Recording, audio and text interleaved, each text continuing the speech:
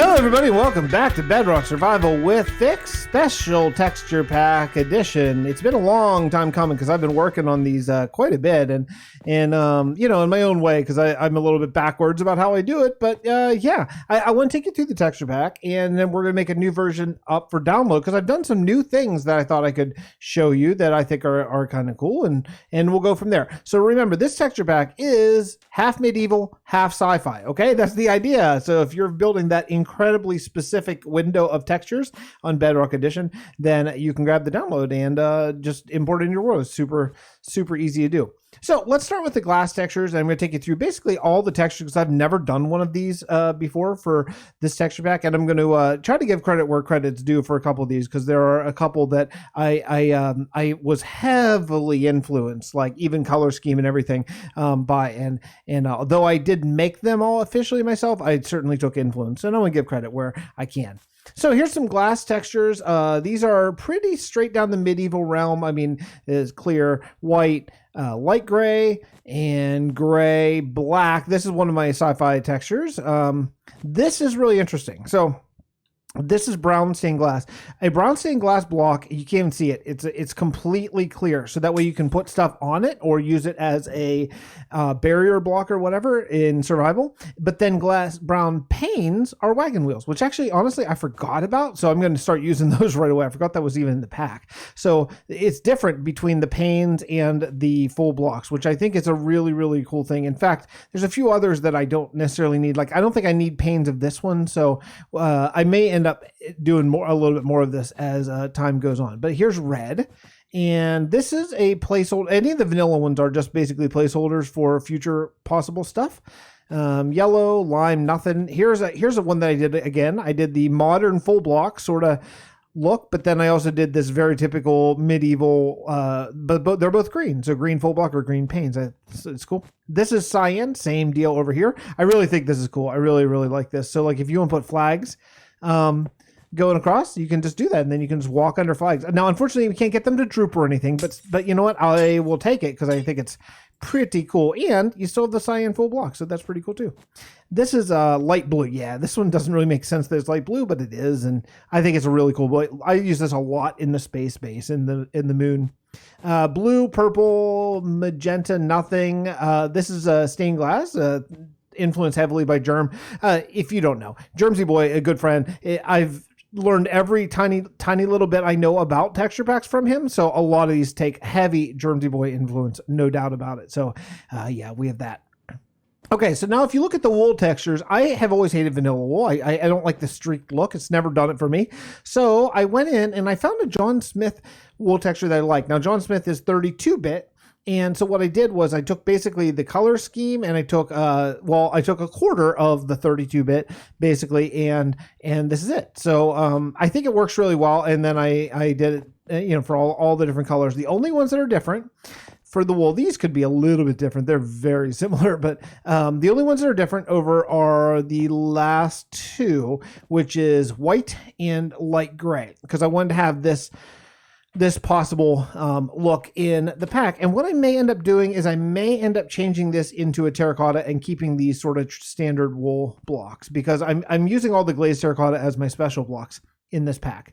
Now, speaking of terracotta, I guess, here's the regular terracotta. Also, I did the exact same thing with this from John Smith pack as well. So it's basically the John Smith color scheme. I've never liked the vanilla terracotta colors. I always felt like they weren't the colors that I am looking for. Like, I'm looking for basically a harder textured look of these colors, and vanilla terracottas are so odd to me. I know some people seem to love them, but for me, they're a little weird. So yeah, I just think the textures are just really, really nice, and yeah, it works really well. I actually almost forgot one thing. I'm going to throw this in the middle of the video somewhere because I forgot to do this. I forgot to show you the paintings. So I took the Realm of Vaesen paintings that I did some time ago, and I brought them down resolution by a bit to make them fit a little bit better. And yeah, these are all builds from the Realm of Vaesen, except for that one. That's the one I forgot, actually. And now, if you want to know what the storyline is in my world, the storyline is that the Realm of Vaesen is actually like a fairy tale world, kind of like King Arthur and his Round Table Knights, or or Jack and the Beanstalk or whatever. And so they have paintings of that world. And I think it's a kind of cool lore bit. But if you don't love it, then hey, that's cool. You can replace your own paintings. But I think it's kind of cool to have Minecraft builds, and because like if you think about it, people would probably build. Yeah, there we go. They would paint things that exist in the world, right? And these are Minecraft builds. So I think that's a kind of cool thing. Let me see if I can figure out how to make a little. There are actually bigger ones as well. Let me see here. Is this the biggest one? Yeah, that's the biggest one. And a couple of them. Realm of Aston, a little plug for my SMP. Let's see. There's one more. I'm sure there is. That was that's what the other one that I'm gonna. I eventually, the reason why I left these two blank is because I want to put in pictures of the Bedrock world on these paintings. So those are placeholders from I believe it was the John Smith pack as well. There, I think so. Hopefully no one gets mad. Those are going to be replaced in the next version. I know that there's another big one, but I can't find it. And let me see. There's another one. I think would I do like this? Yeah, that's Helheim, and that's Celea. Yeah, pretty cool, right? I think it's pretty cool. Concrete powder I didn't do anything with, nor did I do anything with concrete. I don't know exactly what the plan is for concrete yet. I'm leaving it go for right now, but we'll get there. We'll get there all in good time. Now, we're getting down into the glazed terracotta blocks, okay? These blocks they're all going to be up for grabs. They're all going to be changed because I'm never going to use these, like ever. I'm never going to use them. If you love them, that's totally cool. I don't that much. So since I'm never going to use them, I might as well use them for some special custom blocks. So yeah, so all the glazed terracotta are going to be sort of my specialty blocks for like floors and walls and all that kind of stuff. So you can see I haven't done a lot, but I did this one. And some of these blocks came from this Bedrock pack called Space Odyssey, which I have, and I took screenshots of it and I tried to recreate it the best I could. So they're not exactly right. And actually, I think there's a little bit of a problem in tiling with this yellow one. Like it looks like it's kind of like one pixel off. So I think I'll try to fix that before the release. But you get the idea basically, right? And then we get in a couple other blocks. Okay, so this is yellow, and if you go over here a little bit further, you can get to a couple other. Now I love this one. This black again. All of these are from Space Odyssey, I think, or most of them anyway.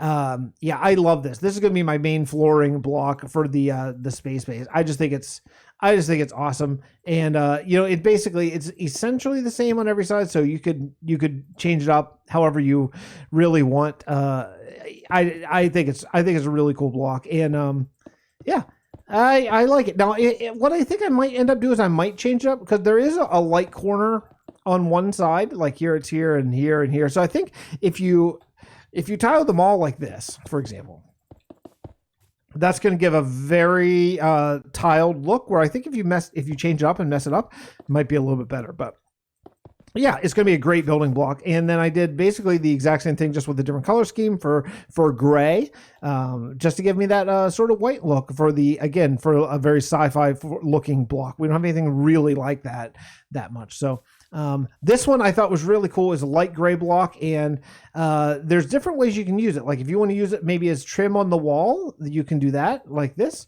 Or if I walk around the other side, I can do something like this. You see, you get this look. Or I can go up like this, or I can go up like this. So see, this is going to be the beauty of the design that you can do with these glazed terracotta blocks and making things not exactly symmetrical that I think I'm going to really exploit, because I think that's going to be a really good space block. And then this one again, I wanted something kind of like this for a very modern look for like a laboratory or something. I think this really fits the bill. So cool textures. Very, very nice. Okay, ignore all this stuff. Not a lot to see there. But let's head over here to a couple other things. These are jack-o'-lanterns. Yeah, this is a texture made by Germsy Boy, actually. I believe it's a recolored sea lantern, but I could be wrong. And these you can place any direction. It doesn't matter. It's all the same on all sides. This was a real treat getting this to work in Bedrock. It was a learning experience, but it does work. So the annoying useless jack-o'-lantern block is now actually useful, I think, and gives you a really nice light look. Okay. Okay, coming over here to a couple other things. There's not a lot. I didn't do a lot more Ignore this. This is Fix trying to learn how to do redstone.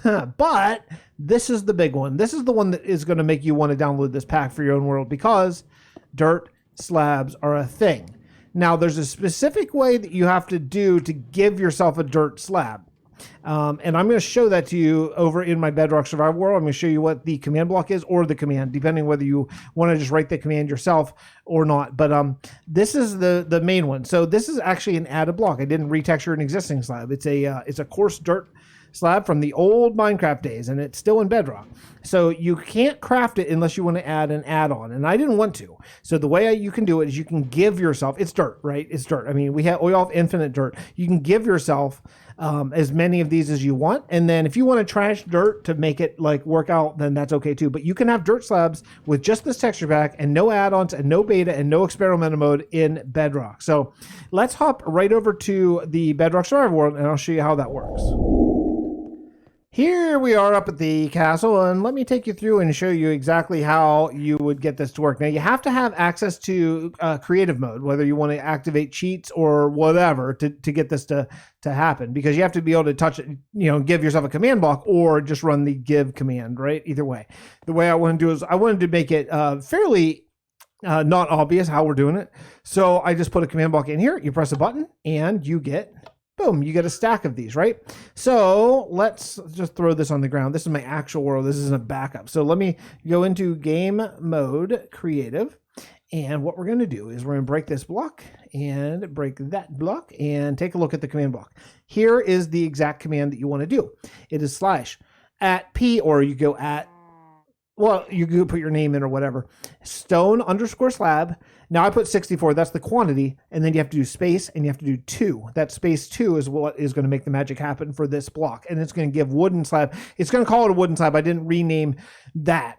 You can name it that if you are so inclined. You know what? Actually, I think this was supposed to be there, and I think that's supposed to be there. Okay, cool. Anyway, yeah, and that's going to give you dirt slabs. And if you don't have the inventory space, I think it will just trash them, but yeah, pretty cool. That's pretty much it. So, yeah, dirt slabs, baby. Dirt slabs in Minecraft. I love it, and now you know how to get it as well. So that's pretty much it. I'm going to get back to work here in the single-player world, and I got some big plans coming. If you're not checking out the Let's Play of the single-player world, I think you're really missing out on some cool stuff, because here's the city that we're building, and it is a lot of fun. To build with lore and storyline and all that other kind of stuff too. And hey, custom mountain as well. So, all right, I'll see you all on the next episode of Bedrock Survival with Fix. Thanks so much for coming out. Enjoy the texture pack. Grab the download while it's here, and I'll see you next time. Bye, everybody.